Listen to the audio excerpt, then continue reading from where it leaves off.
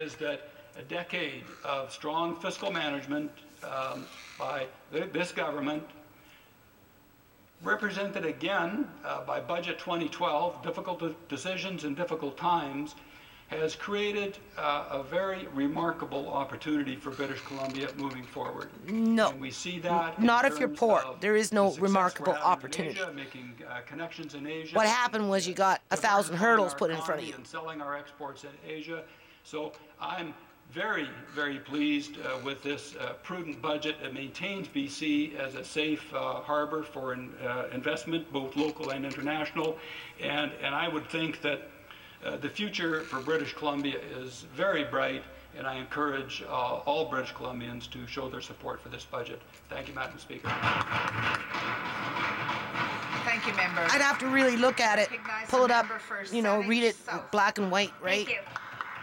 Think about it for a while to say I could support it. It's a pleasure to rise in the House today to take my 30 minutes to discuss the budget that was presented. That's all she's allowed is 30 minutes. You can tell she's a little indignant about that, right?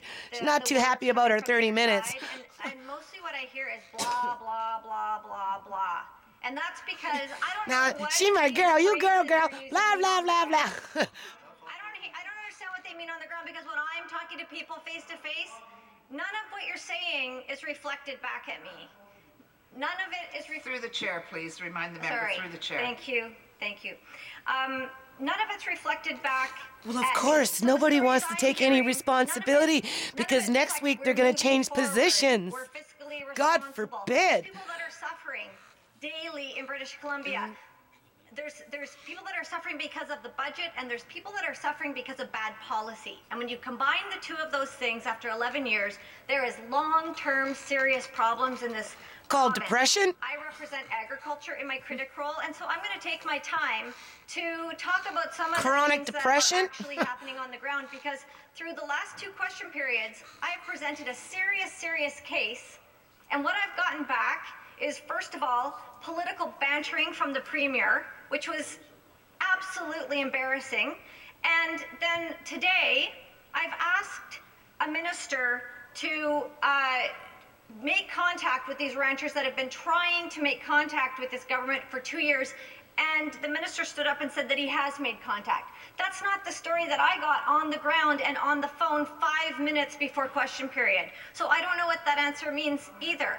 It's absolutely worthless words coming from that side of the House. So just so that I've got your attention, I know I've got your attention. Member, through the chair, please remember. Sorry, I've got the attention of the government side of the House. I'm going to take this time to lay out exactly what these ranchers are saying. So I'm going to start with the first rancher who has corresponded with the Premier and with me. And like I said, I talked to him 5 minutes before. Kind of like the Gulf Coast of Mexico with the fishermen. So nobody was listening to them either. Since the Premier stood up last week in such an embarrassing way, and to this day, I have been the one speaking with this rancher. Dear Honourable Christy Clark, my name is Randy Sogstad, and I am a cattle rancher in Big Creek, west of Williams Lake. As a result Member, yes? We don't refer to members of the House by their given name. Even if it's in a... Yes, okay. at any time. All right. Dear Premier, my name is Randy Sogstad, and I'm a Well, cattle I rancher can in say Big Creek, Christy west of Clark. Williams Lake. As a Christy, result of logging check it upstream out. of my ranch, Mic check. Are you listening? Christy, for 21 snap, of snap the 22 fingers. Wake years, up. I've been here. The last 2 years, as a result of Tolko logging cutting permit 65X, I've Forget had about severe changing those problems. pantyhose. This last Pay attention. summer, 1/3 of my place was underwater for 2.5 months. And now for the second winter in a row, we have had no water with which to water our 150 head of cattle. Last winter, we had enough snow for the cows to lick and survive on, although this was not very satisfactory when it And this is all due to logging, with a lot of these logs polluted being with shipped off to manure and China. urine. The cows can't survive it, but the baby cows do not have enough antibodies and they get sick, sometimes to the point of death. This winter we have no snow, so I'm forced to haul water to my cows. I've had to cut down trees to get water from a lake where I take 1,500 gallons of water a day. Oh, God, that's I've spent arduous work. countless hours hours in the last 2 years trying to get some resolution to this problem that is a result of FRPA and the licenses forwarded stewardship plans not addressing other values.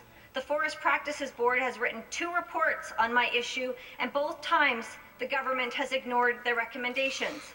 I don't know if you can appreciate how disappointed I was on Tuesday when you ignored the member from Saanich South's questions in the legislature and went on to a completely different issue.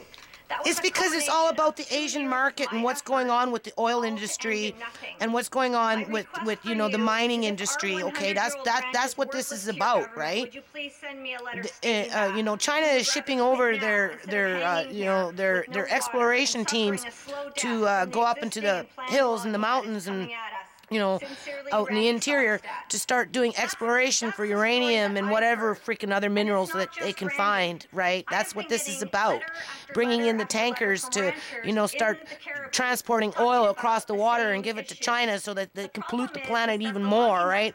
While their own people are suffering. It's impacting other areas.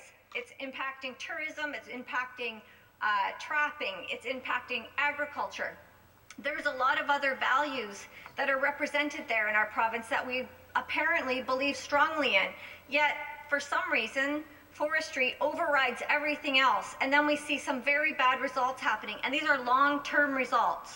The member across the way is talking about jobs. He said it's about jobs. Is agriculture if you create 30 jobs, but you wipe out 3,000 people, where's the balance? To me, that is the whole problem. That's the bottom line. There's no value on agriculture in this province by the BC Liberal government. And you can see that because we're the province with the least support of agriculture of any province in Canada. And it continues to drop. And why is that? Because but yet we have the richest resources for that because we're on the West Coast and our weather is mild. In our economy. So I've had many letters. We should be the breadbasket of Canada. To me, I can tell you that there's a list of ranches in that area, and I'm going to read the ranchers' names. I have a list of names and their ranch names because I think it's important that this goes on the record, that these people are trying to contact the government to explain a very serious issue. People that live their lives for years and years and years, and were productive and moving forward and peaceful. And now their world is being torn upside down. And Diana, welcome to my world. That's what's happened to me, too. Bob Russell, Anvil Mountain Ranch. All Liberal government did was created, a household of depressed people in my house. Audrey Burke of Vedden Ranch. And Randy Sogstad of Sogstad. Mental illness. These are just a few of the people that and stress. Contacted me with very serious issues. Their livelihood is at stake and has been at stake ever since this started to happen to them. Now, here's an interesting email that I got from Sky Ranch. Forest Practices Board says if you log 30% of a watershed, you have a water problem. So far, 70% of the watershed has been logged. We have domestic and irrigation water licenses has been logged. So far, the problems we had are no water, flooding, erosion, sediment problems. The creek changed channels, an irrigation ditch we can't control the water on because of a logging road channeling water into it. The logging that we have objected to here amounts to less than $40,000 revenue to government. If our ranch could have survived it, it would pay the government over $600,000 in property tax, range fees, water licenses by the time new trees are ready to harvest again.